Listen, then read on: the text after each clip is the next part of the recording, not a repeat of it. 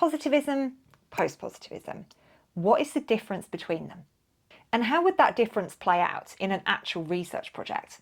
Keep watching because that's what I'm going to cover in this video. If we've not met before, hi, I'm Dr Elizabeth Yardley and I help PhD students get out of their own way and finish their doctorates.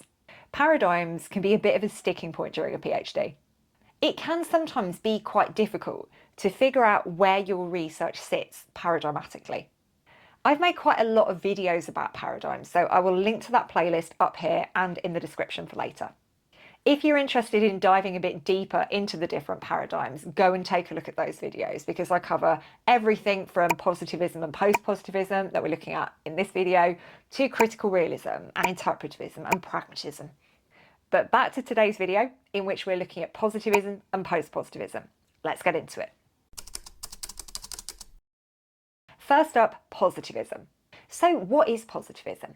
Positivism is a research paradigm that emerged in the early 19th century, and it was very heavily influenced by the natural sciences, so things like chemistry and physics and biology. And it's based on the idea that the only knowledge worth having is that which we've directly observed, things that we can see, things that we can count, things that we can measure. So positivism took its inspiration from scientists in a lab who were measuring things and looking at things under microscopes. The idea is that we can study the social world in the same way. We can study the social world in the same way that we study the natural world, by observing and measuring. Positivists believe that reality, that the social world, is objective. It is what it is. It's fairly fixed, it's fairly rigid, it's fairly concrete. So anybody can come along and look at the social world and they would find similar things out.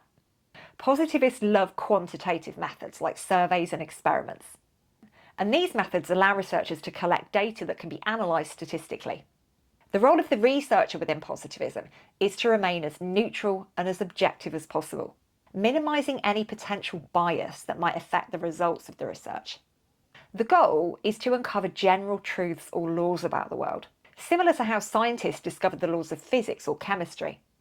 So according to positivists, any researcher can come along and do the same piece of research that you've done, and they get very similar or the same results. What about post-positivism? Post-positivists really do see the value of things that you can see, things that you can measure. They really do prioritise the empirical. But they also accept that our observations as researchers can never be perfect. As human beings, we are fallible, and we can't be completely objective. Post-positivism acknowledges that our views of the social world, our views of reality, are shaped by things like our own values, our own cultures, our own beliefs. There's no such thing as the 100% neutral researcher. Everyone's biased, everyone brings their own stuff to the table. Post-positivism is most definitely the more cautious cousin of positivism. So instead of pursuing absolute truths and saying we're after things that are objective and that are accurate and that can be replicated, post-positivists take a slightly different view. They set out to try and develop more accurate understandings of the world, but on the basis that those understandings can only ever be temporary, they can only ever be partial. They often combine qualitative and quantitative methods to double-check their results and get a fuller picture of what it is they're interested in. In post-positivism, the focus is less on finding universal laws and more on understanding specific patterns and relationships within particular contexts. Whilst positivism and post-positivism share some characteristics, they differ in the following ways. Firstly, the nature of reality. Positivists view reality or the social world like a map. It's fixed and it's the same for everyone who looks at it. Post-positivists, however, see reality like an ever-changing landscape. Everyone's viewpoint is a unique angle, and you can only see parts of it at a time, as the seasons change or as the weather changes. Secondly, the role of the researcher. In positivism, the researcher is a detached, objective observer. In post-positivism, the influence of the researcher on the research is something that's recognised, and efforts are made to account for that and to mitigate any potential biases. Thirdly, research methods. Positivism typically relies on the quantitative, things that can be measured and tested, while post-positivism embraces a wider range of methods, including qualitative approaches, and this allows them to gain a more comprehensive understanding. Fourthly, goals of the research. Positivism seeks to uncover universal laws or truths, whilst post-positivism aims for a deeper understanding of complex phenomenon. Acknowledging that findings are always subject to revision and change because our understanding of the social world is only partial and only temporary. Before we look at an example project, I want to hear from you in the comments.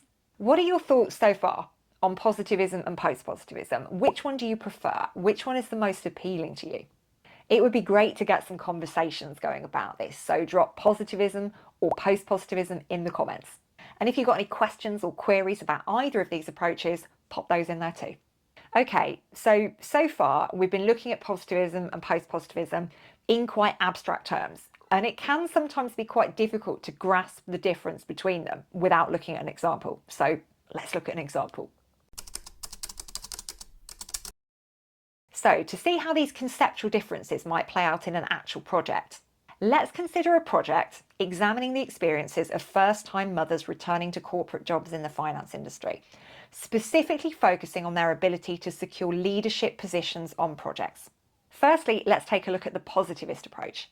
If you were to approach this project from a positivist perspective, you would start with a really clear hypothesis, like this. First-time mothers returning to work in finance are less likely to secure leadership roles on projects compared to their colleagues without children. And your focus would be on collecting quantitative data to test this hypothesis. For example, you could analyse company records from various finance firms. You'd compare the number of leadership positions offered to returning mothers against those offered to their colleagues without children.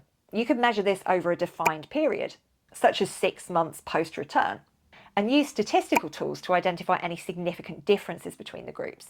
In this positivist framework, your goal is essentially to determine whether there's a statistically significant difference in the likelihood of securing leadership roles between the two groups.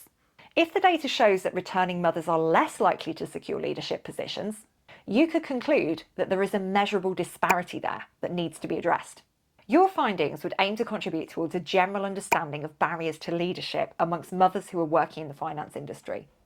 The positivist approach is often appreciated for its precision and its objectivity, focusing on measurable outcomes that allow for replicable studies. So someone else could come along and do the same study and get very similar or the same results. However, critics might argue that this approach oversimplifies the issue by just focusing on the numbers, and it overlooks the individual experiences and the perceptions of the women involved. Let's now take a look at how a post-positivist would approach this study. A post-positivist would take a much more nuanced view. Whilst you still might gather that quantitative data on leadership roles, you might also incorporate qualitative methods to explore the personal experiences of first-time mothers.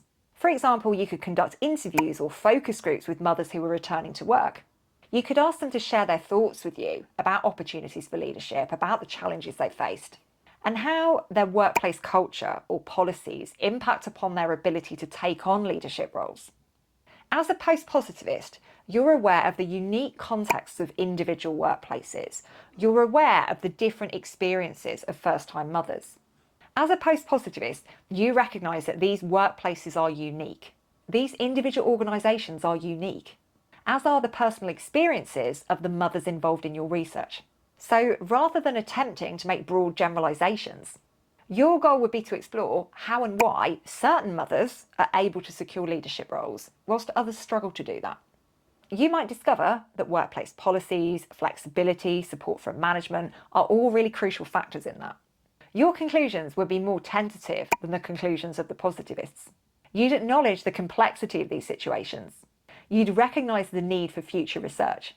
The post-positivist approach is valuable for its ability to capture the richness and the depth of human experiences. By combining qualitative and quantitative, you get a more comprehensive understanding. However, the critics argue that this approach is more difficult to replicate than the pure positivist approach, and whether you could generalise what you found outside of that specific research environment. Positivist research is often aiming for general laws that can be applied broadly, whilst post-positivism is more about context-specific understandings of complex issues. Both approaches have value, but they lead to different kinds of knowledge and have different implications.